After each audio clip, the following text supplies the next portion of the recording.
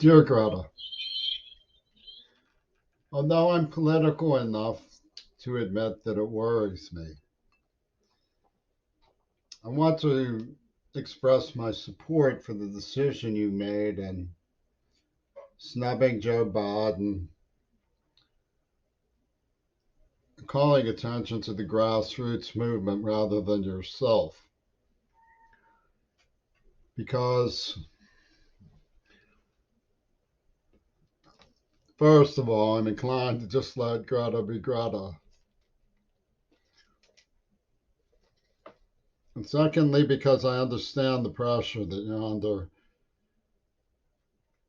in a way that has its own vocabulary. And I'm making this message to you not so much in the hope that you'll see it, but that in the hope that if you do see it, you understand what I'm saying, as the Pope clearly understood what I was saying. It has to do with the way, I guess Peter Hamill put it the most succinctly on A Plague of Lighthouse Keepers, I think it was called. He said, you begin to wonder if the points of all the ancient myths are solemnly directed straight at you.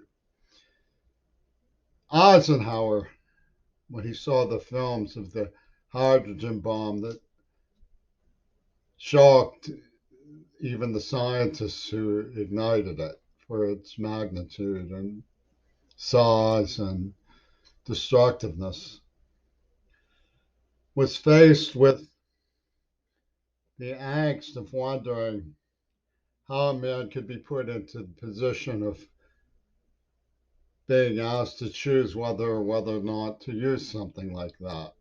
Clearly, he favored never using one. But somehow, the human condition has evolved into a challenge from the past to prove oneself worthy of being the last man standing. And anybody with any sense deeply resents this cataclysmic outcome of our developments. It's too much responsibility to put on one person. It's too cruel to the human condition. Martha Gellhorn once said, who are these insane pygmies who think of ending anything, much less everything, the entire human endeavor, forgotten? Oh, I do understand the traditionalists who see God's power at work in everything that goes wrong. I do understand that. And I'm even a little surprised in myself for getting some comfort from a person I feel is discredited for malice towards me.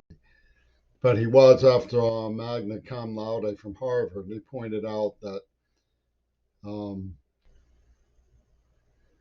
Robert Musil began a book in these times that many believe to be the last of times.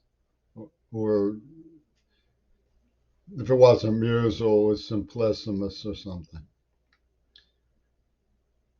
The idea that to save one life is to save the world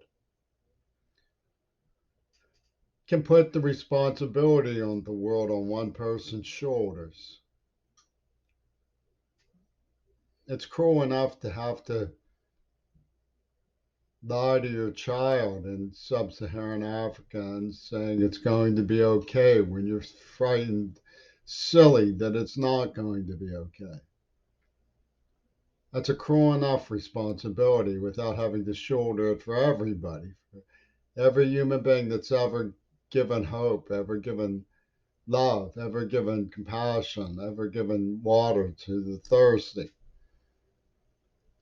ever been scammed, ever been defeated,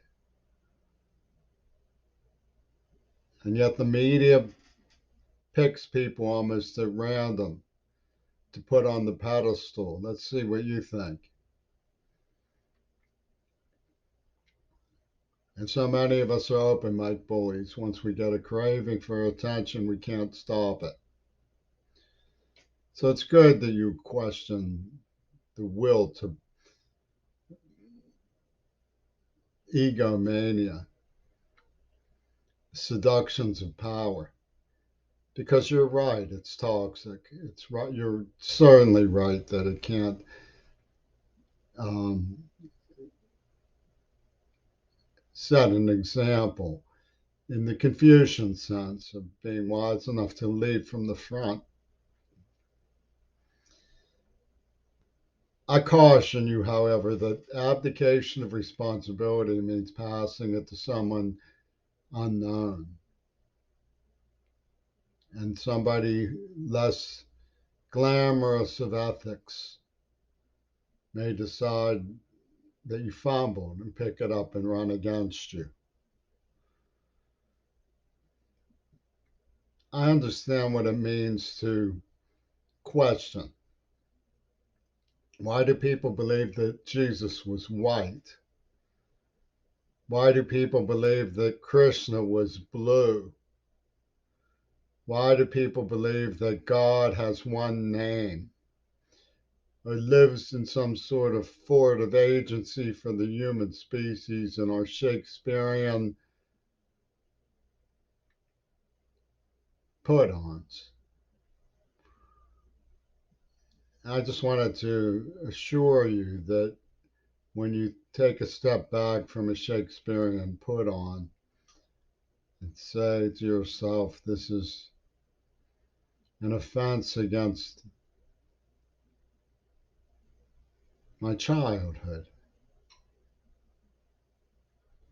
that you sound a note of resonance to other people